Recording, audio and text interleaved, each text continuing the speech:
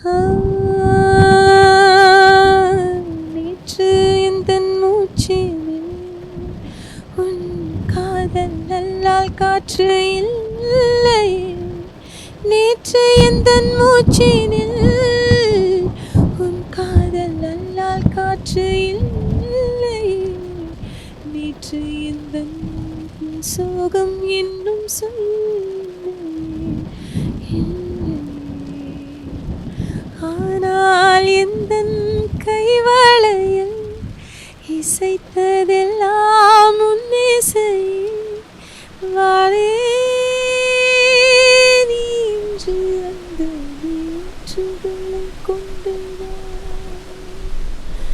நேற்று அவள் இருந்தாள், அவளோடு நானும் இருந்தேன்.